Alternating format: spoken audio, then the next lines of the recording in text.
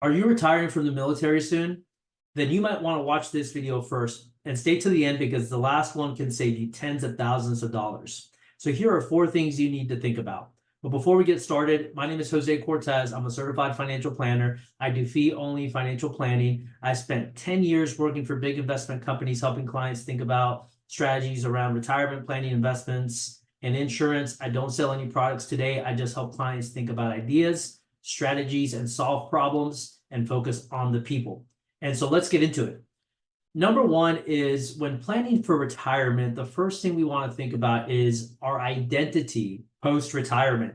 Now, for a lot of people that have worked at a federal agency for a number of years and they get to the point where they've qualified for a military or a federal government type pension or full benefits retirement status, it's very important to know that there's a transition into the civilian or the real world. And we really want to think about what identity we're going to have going forward. Do we want to work for a corporate company and continue our career?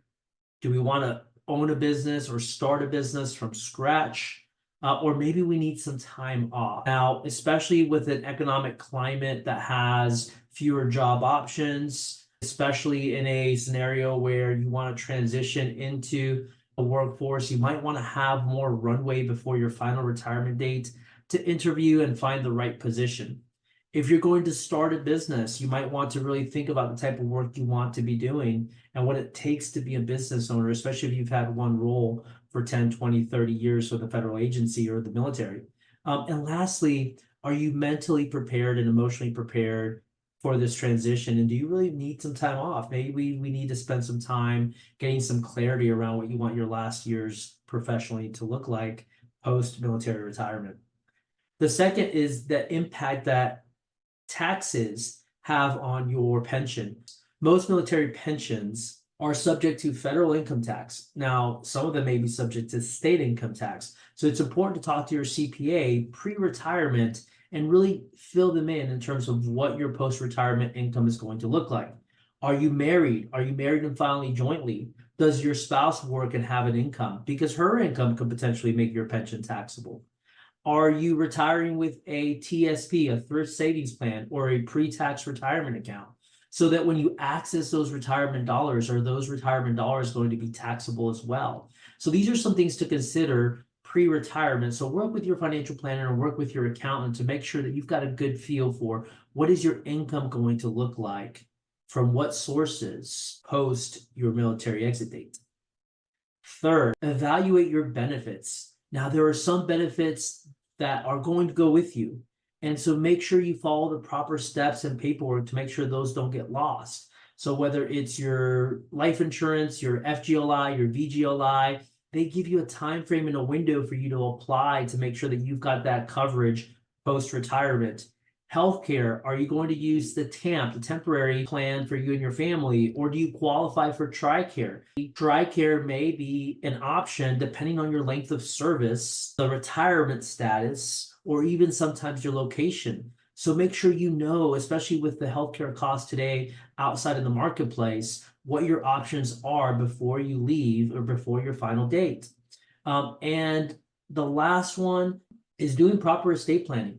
Now, the military will pay for you to get your wills done, to get healthcare directives, to get your legal power of attorney forms done and completed. So make sure you get those done, and or if you've already done them in the past, maybe you did them when you first got married, maybe you were single when you first used the military plan services for preparing wills, and now you have children, or you just need to update them with new updated wishes. Make sure you get your wills, your trust, your healthcare directives through the employer-sponsored providers that will pay for that for you to get that done.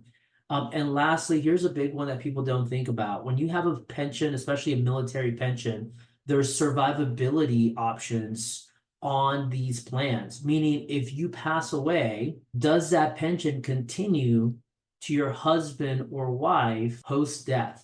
Now, typically the way it works is if you select no beneficiary or no transfer of pension, your payout, your paycheck on a monthly basis is going to be higher because there's less risk of you passing away on the back end and them having to continue to pay that. So they're going to give you a bigger payment.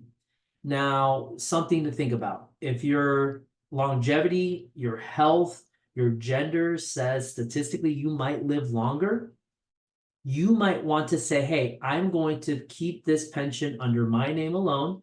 I'm going to get a bigger payday, and I'm maybe going to get some permanent life insurance, something that guarantees that if I do pass away, I roll the dice, but if I pass away first, the life insurance pays my spouse. I am banking that I'm going to live many more years than my spouse, so I'm going to get that larger payout. Now, when might that make sense? That might make sense for women. Women will statistically outlive men. And so if you're a female retiring from the military with a military pension or a federal agency, you might want to think about taking the full payout and getting permanent life insurance on yourself as a contingency plan if you did predecease your husband or your spouse. Now, for men, men's life expectancy is a little less than women's. And so we might say, hey, let's go ahead and have survivability there. And if I pass away, I want 50%, 75%, or 100% of my pension to survive to my spouse. Now that could cost you tens of thousands of dollars if you don't plan strategically for that, especially considerations for health, age differences, and longevity.